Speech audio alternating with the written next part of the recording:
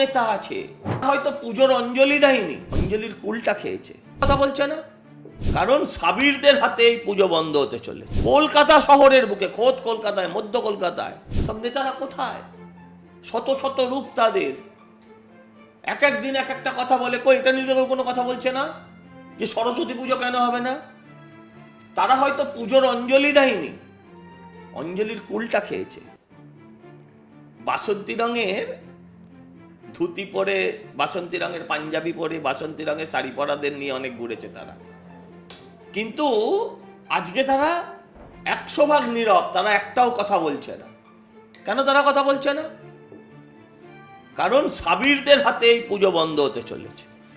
কলকাতা শহরের বুকে, খোদ কলকাতায়, মধ্য কলকাতায় সব নেতারা কোথায়? যারা বড় বড় বিপ্লবী,